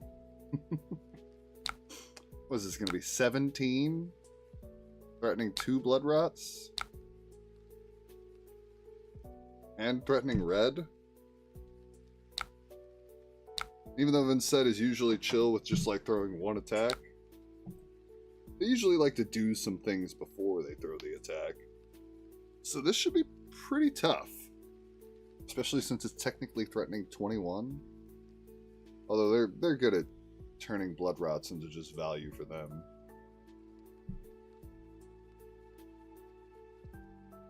Ah, the bow that doesn't load is also a cannon, so it turns on the go fish cards. I like that. Cheater, lol. Ooh, look at that, Deadwood Dirge. They blocked with it instead of played it. I love it. I think this is just better value if you hold it back and turn my blood rots into chance. I don't think he should have blocked with this. Oh, I guess that's his whole turn. Yeah, okay, I kind of see it. I still think it's more value, though. Yeah, because it stops 2 damage and then turns it into ruin chance. Yeah, I feel like you should have held back that Deadwood Dirge. I don't know what his arsenal is, though, so I guess we'll find out.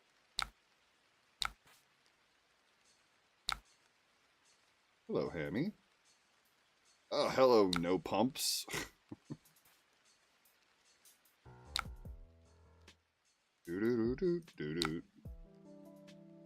Oh, he totally should have held back the Deadwood Dirge if he didn't do anything with his turn. Definitely don't want that on top.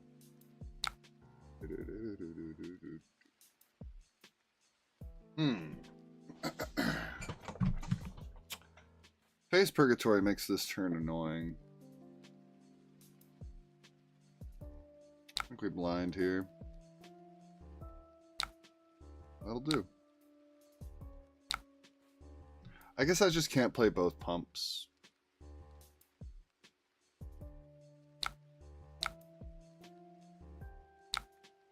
Yeah. Ooh. Okay. Because now it's like so many cards. Like, do you want to cash in your hat? He's going to cash in his hat. That's fine. I don't care. I have too many cards to function with here. What's the correct choice? Well, if I want to fire a follow-up, I'd have to use Bullseye Bracers, so I think it's lose the pump, so I can save my armor and just use Codex of Blood Rot to reload. Yeah. I don't like giving him a Blood Rot in case he's got a Deadwood Dirge, but so far they haven't been punishing me, so... Eh.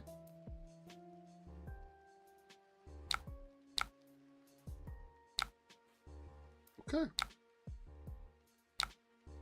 Oh, he's going to be able to throw Widespread Annihilation this turn. Don't love that.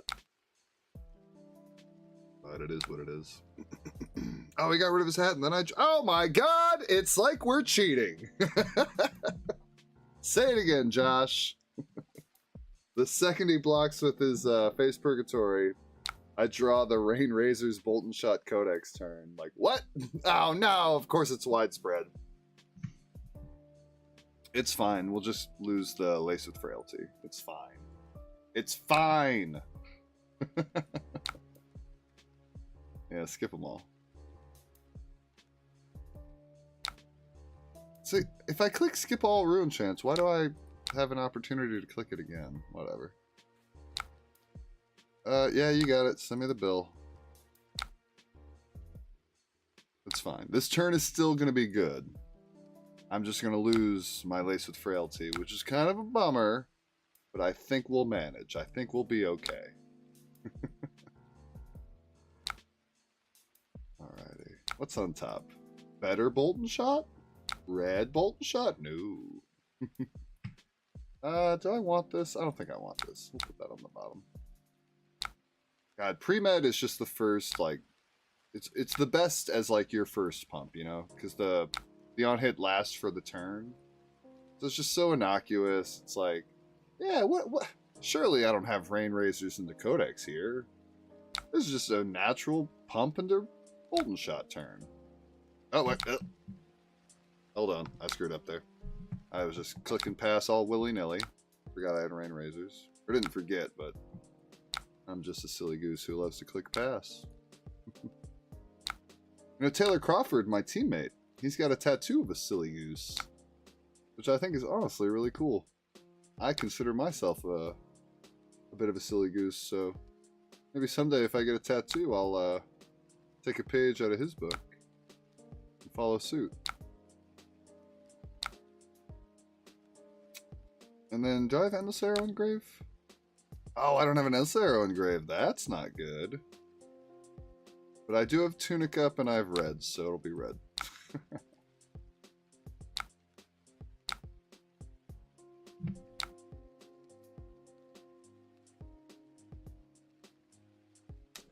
I was thinking I might Snapdragon Scalers, Bullseye, and Endless Arrow if I had the opportunity to, but it seems like he would have blocked it out no matter what.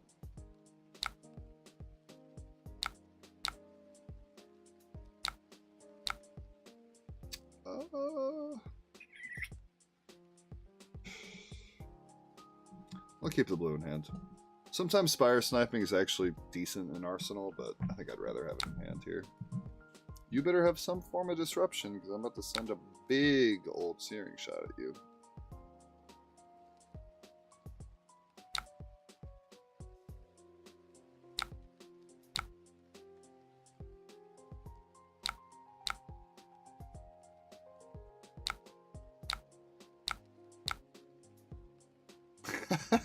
I think that's another reason that I have so much fun with this hero. There's so often that you're like, no blocks. No blocks. I think that's the reason I'm such a click the pass button guy in Talishar. It's like, it's very rare. Like, you need to have like an extra arrow that you don't care about, or they have to be throwing something that you do care about. It's so rare that you actually want to block in this deck. Look at that, see? Finally, he's going to turn a frailty into value. Oofa toofa. That's lethal. He's threatening lethal. Look at this dirty dog. Huh. I'm definitely not pitching, but... Actually, maybe I should be. Let me think.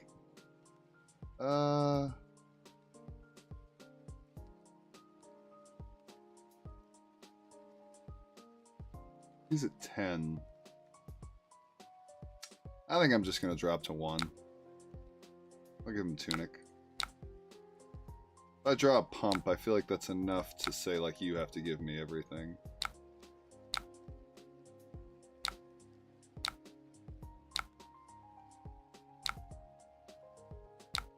Oh, I still have Quiver. I should have cashed that in at some point. Oops.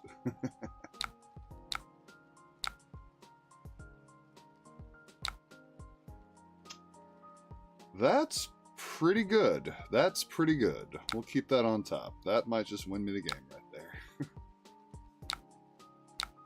This is good. I honestly, I usually say going second into Vincent is like, that's how you lose. But but this is feeling pretty solid. We'll save the other pumps for the next arrow. So we're just going to lead off with this one for 7. I don't think he has any way to fuck with my hand on my turn, I don't think. Like, if they lose life, they can play Cole. But if they do something like that, I feel like they don't have enough cards to live. So even if they do that, I'll just get rid of my extra pump and I'll send like an arrow for 8. And they'd have like a no card hand, so yeah, I think I'd be fine. They can maybe crack Vexing and play like a 2-cost Rune Gate or something like that.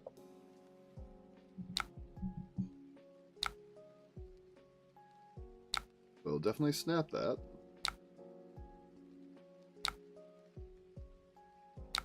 Oh yeah, he should be in trouble here because I'm about to send a big ol' arrow.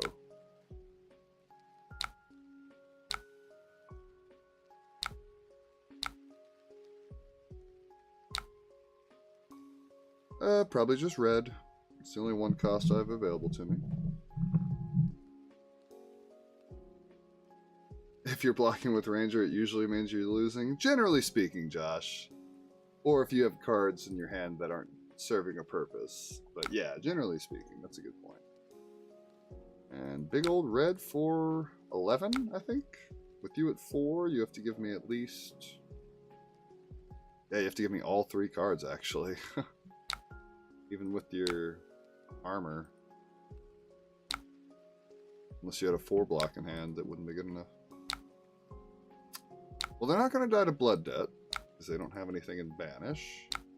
But they're probably just going to die to me having an okay turn. Hey, look at that. There's a Dominate.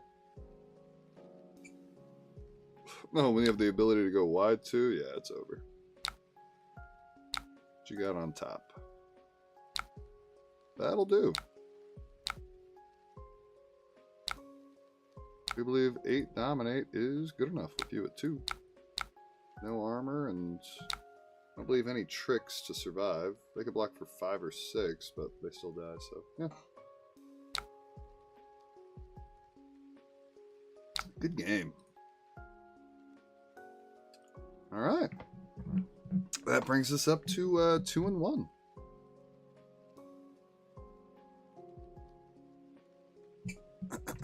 So do you guys want to hear a funny story that happened to me? Just like yesterday or the day before yesterday? Well, I hope you want to hear it because I'm going to tell you anyways. Unless you're Riptide who wants to block. That's a good point, Josh, actually. Riptide enjoys blocking because his blocking lets him reload arrows and or other cards and does damage and sometimes like fucks with their hand. What's the trap that like removes all the pumps from an attack? Like, I like fighting Riptide as Azalea, but sometimes the game is all about one giant arrow, and if they have the trap that steals all the power away from it, it can just steal the entire match. So I don't exactly love that card. I think it's Saw Trap? Buzzsaw Trap? I think it's Buzzsaw Trap. Oh, story time. Yeah, sorry. Somebody brought up Riptide. I got distracted. I was thinking, Dalos, I was thinking if they had a D-React plus Haunting, they'd be able to block for 6 there, but because I was coming in for 8 and they were at 2, I think I still get them even with that. But anyways, story time. So I'm a tennis coach. I teach tennis at Marietta City schools and private schools, and as well as like you know, people's home courts and certain country clubs, yada yada yada. So I was teaching the other day. And after class had wrapped up, it was funny because I actually had stuck around to do like some paperwork at the end of class, so I didn't leave as quickly as I usually leave. But on the way out the door, I see the art teacher. The art teacher, Miss Ashley. She's a very pretty lady. And on the way out the door, she grabbed me and she said she had a couple of questions for me. I was like, oh, cool. What's up, Ashley? Or Miss Ashley. And she let me know that she had one professional question for me and one embarrassing question for me. So I was like, okay, hit me with a professional question, because I can usually laugh off anything that's embarrassing. And she asked me like what all schools I taught at, because she was looking to expand her art classes at different schools in the area that I live in. And I was like, oh, okay, cool. Yeah, I teach at these public schools, these private schools, and I have some camps that I run during the summer and during winter breaks and stuff like that. And she was like, oh, that's great. You know, those are schools that I've never thought to check out, yada, yada, yada. And she, the embarrassing question was, I guess some of her students have been making up stories about me, but all of her students have been telling her that Coach Will is madly in love with her. And she wanted to know if that was true. And I do think she's pretty, but I had to tell her, like, no, I think some of my students are maybe making up some fairy tales. But no, there's no infatuation here. I actually don't really know you beyond your name being Ashley. Long story short, I got her phone number, and we're gonna get coffee this weekend. But isn't that fucking weird? Why are my students out there? I don't even know what they're talking about. Apparently I'm in love. But I'm not. Not yet. Anyways, that's my oddball, off-the-wall, weird story that happened to me this week. Let's get back to Flesh and Blood. And if you guys have any advice or fun stories that happened to you, you let me know. One-handed backhand or two-handed backhand? Oh, one-handed backhand. I'm a Federer guy. What am I, gonna have a two-handed backhand? I'm a one-hander. But I do teach the kids to do two-handers, because two-handers are easier. I'll admit it. I'm a one-handed backhand. I teach my kids to do two-handed backhands, because it's very rare you can find a kid who has the strength to do a one-handed backhand. But, hey, it was kind of cool. Miss Ashley's, she's a very pretty lady. Anyways, thanks for indulging me. Student shipping teachers, classic. Thanks, Bam. Should have told her she was pretty. I don't know, man. I felt like I was walking on eggshells. You don't want to tell the fellow teacher that she's a babe. Like, what if she's not into me? What if she's asking because she thinks I'm a weirdo? And like, I'm like telling my kids to come and be like, hey, tell that teacher that I like her. Like, what if she thinks that, you know? Like, I felt like I had to like play it kind of cool, kind of chill. I can't just be like, I think you're pretty. Like, that's probably a little too weird. Game is game. I appreciate it. Or maybe she needed an excuse. That was the funny thing. I got her phone number, but the thing that really told me that I was going to be able to get her number if I tried was as I was walking away, she told me that she had followed me on Instagram. And I was thinking to myself, like, I don't fucking use Instagram. I haven't used Instagram in like a year, maybe 2 years. Like, how did you find me? I was like, oh, okay, because you were looking. I didn't say that, but I was thinking in my brain, I was like, oh, you were looking to find me. Okay, that's a good sign. Anyways, let's jump into another Flesh and Blood match, but it was a kind of a cool, interesting, weird thing. I'm into it.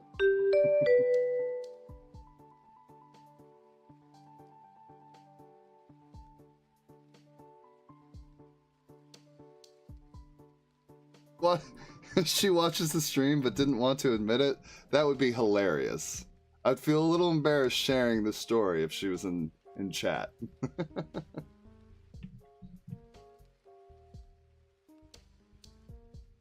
Goated students. Yeah, they're good kids. Ooh, oh no, not a prism, no. You get away. Your name should be Loss of Joy. Hello. Good luck, have fun. Fuck. This is actually a weird one. Is it Enchanted to Quiver because of Merciful, or is it Crow's Nest because sometimes Murkmire needs to be big enough to clear the board? I think it's Crow's Nest because sometimes Murkmire needs to be big enough to clear the board. I think it's Long Draw too, weirdly enough. Boop, boop, boop. Oh, Tarpit. Tarpit has text. And we'll throw in hammies. Oh, I gotta make room for Murkmire's. Sure. That'll do. Can you tell I didn't fight any prisms at the event? Oh, this is such a good going first hand. Oh, God. Yeah, I guess it's for 5 at least. I mean, the Codex isn't doing anything this early in the game, so I have to block with it. Oh, he pitched an Angelic Wrath, because he had 2 Angelic Wraths, you bastard! Well, not much I can do about that. I could have overblocked, but that would have felt silly.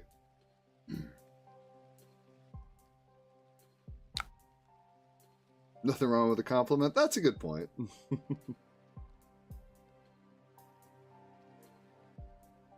Okay, so courage.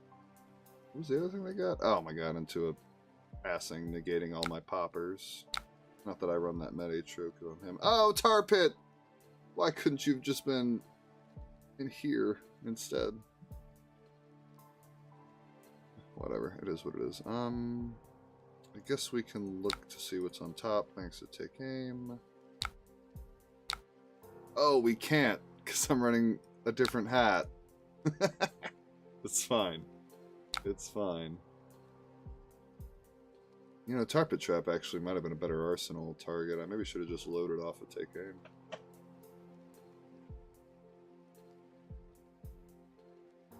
I think that's correct.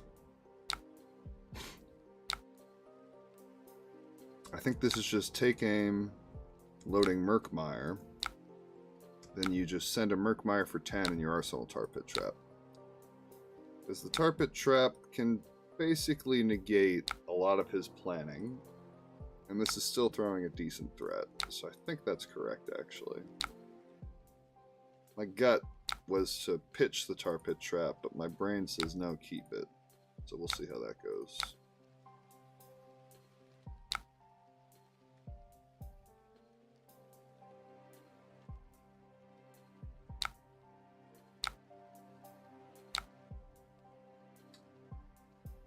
He's got passing, so Battering Bolt is doing nothing right now. But Tar Pit Trap sure is doing something. Fuck you, Prism. Now, Tar Pit Trap is just like the best defense reaction. Like Sink Below, of course, and other ones are great, but like Tar Pit Trap is nuts. Oh my god, and I've got the popper for the erudition. That's so good. Fuck you. Suck my balls. Unless you're in chat. If you're in chat, I'm just being silly to be silly. I would never act like that for real, but talking to the computer screen and pretending that my opponent is not someone I'll ever interact with, it's fun to say things like that.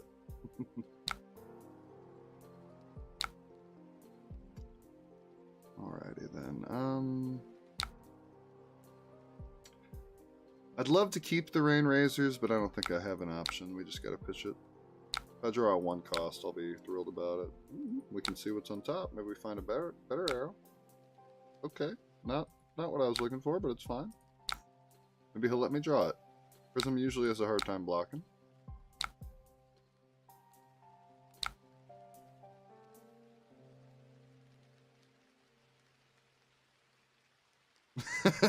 I'm not Toxic Smurf, I swear, I swear.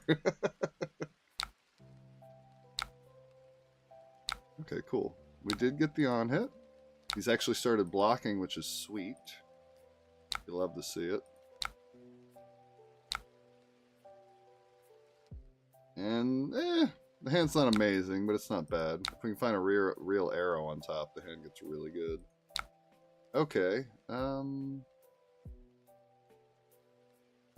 I don't want to block, but I don't want this to hit either.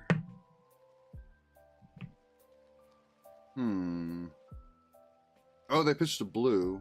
It was a no yellow hand. Okay, that explains a lot then, actually. That's a good point.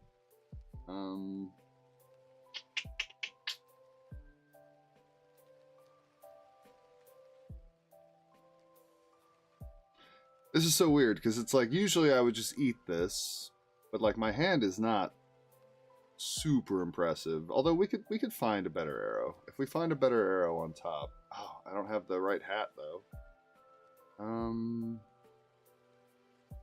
I'd have to give my arrow to stop this too, which is the really scary part. Let me just see what this turn looks like. I can't. I literally can't. Because if I don't find an arrow on top, then I do nothing if I don't keep this card. Yeah. Yeah, we just got to keep it. He's going to get an angel, but There's just not much I can do about it.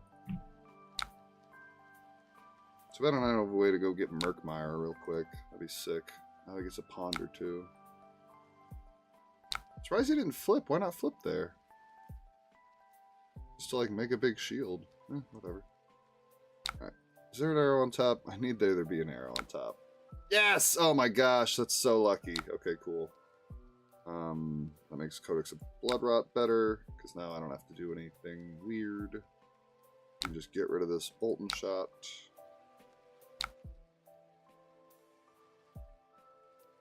Oh, and he's got a Blood Rot, which is going to make him have a harder time keeping angels around. Oh, thank God there was an arrow on top. And a good one, too, at that. It's very lucky.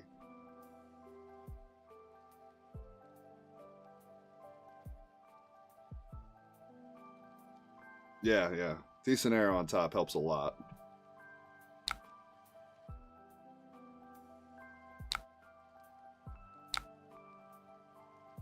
And with all the pumps and the ponder. Oh no!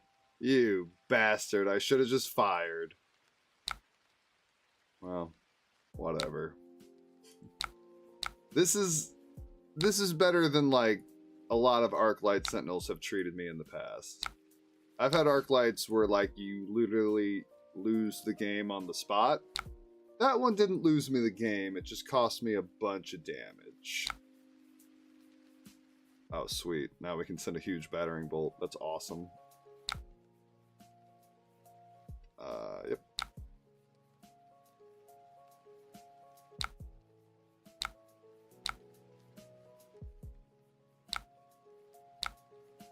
Oh, this battering bolt's going to be so big. I should keep one card back. We'll keep back the Lace with Inertia.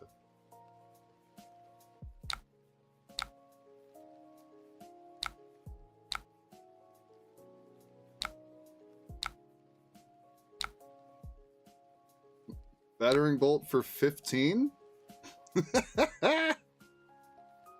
Man, this is where it feels good to be fighting Prism. Like, so many times you're on the back foot just getting slaughtered by Heralds, but that one Tar Pit trap into a Popper turn just turned this match on its head. Like, now he's, like, on the back foot for the most part. Oh, wow, you should... I didn't realize he was on Dreamweavers. He 1000% should have cracked Dreamweavers on that one Dominate attack. I guess I can just stop it with my hat, but... he still should have. I guess it's not that different. I should give him the hat.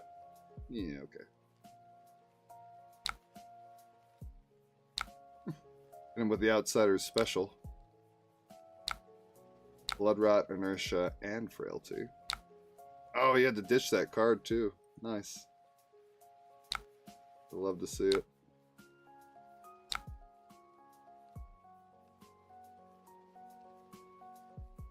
I'm late, but I made it. What up, Aggro Blaze? Good to see you, brother. Oh, there's an Erudition. I don't have a Popper this time, but you know what I do have? A hat. Oh my god, and we don't have an arrow. That's not good. I guess we give him the Frailty, because that's the one that does the least. We get one look, thanks to Read the Glide Path.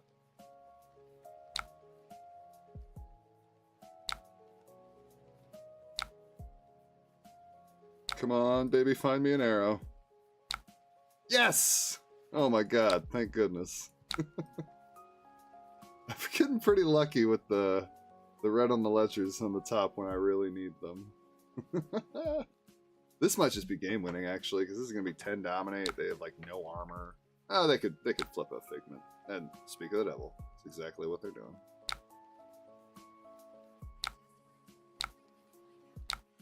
Do the pre-med because I want an arsenal. Arclight Sentinel? Again, this is another example where like Arclight Sentinel is not that annoying. Sometimes ALS will just steal the entire match. But he's been playing him in a way where I'm not that bothered.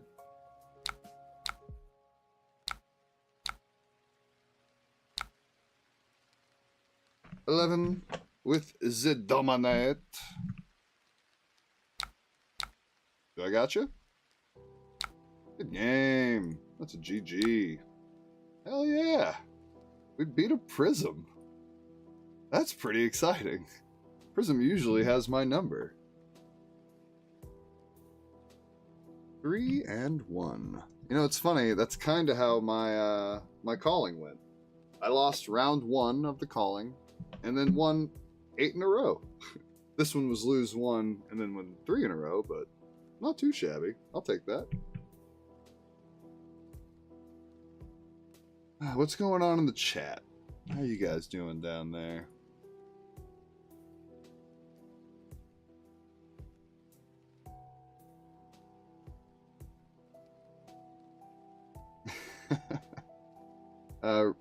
I like that idea, Josh. Recently, I've been feeling about Azalea how my parents probably feel about me. Disappointed? Recently? I've been feeling great about Azalea recently. She's got game into everybody in the format. Like, all of her bad options are kind of pushed down a little bit. And then with high C's on the horizon, she could become a cheat code. Unless Marlin takes the spotlight, but I think Azalea might be coming out the gate swinging haymakers. We'll see, we'll see. Azalea into Prism has always felt so weird to me. It's so weird, because like, you really can't stop their angels. You don't run that many poppers, so they don't show up often. Tar Pit Trap coming back into the deck is actually huge, though. That helps that matchup a lot, so that's pretty cool. I'm excited that Tar Pit Trap has come back. Tar Pit Trap is just such a good card. It's the kind of thing that Azalea needs, you know? Because she doesn't get to block. But that's a card that blocks and also stops so many on-hits that it's just like, it's crazy. It's so good.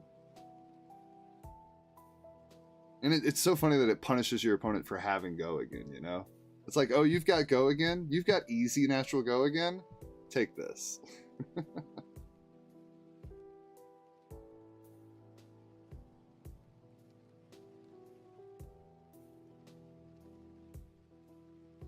Yeah, they hit the first Herald, now the snowball starts. Except I literally stopped the snowball with the Tar Pit into the popper. But you're so right. Usually it snowballs like crazy. Prism players are not people, it's fine. Nathaniel, I'm a Prism player! Or at least I used to be. Get wrecked. Oh, did Agroblaze get boned by an Arclight? Oh wait, no, he got boned by an Arclight that kept him out of top 8, I think, right? That's worse. And I have no Arclight story that kept me out of top 8 of the Pro Tour. But in any case, fucking Agroblaze almost got there. That's so impressive. Good showing from him. Better be lucky than to get good. Oh, well, hell yeah. That was pretty fun. I think I'm gonna call a stream there. If anybody has any questions or anything like that, or wanted to chat me up about anything before I get out of here, but I do believe that's gonna be it for me tonight. I gotta finish that tournament write-up for the Patreon and for the TheCardGuyz Discord. If you're not a member of the TheCardGuyz Discord, you should come on over. Like, that's free. You don't have to sign up for the Patreon or nothing, but like, it's where me and the rest of the guys hang out, the girls that are also a part of the community.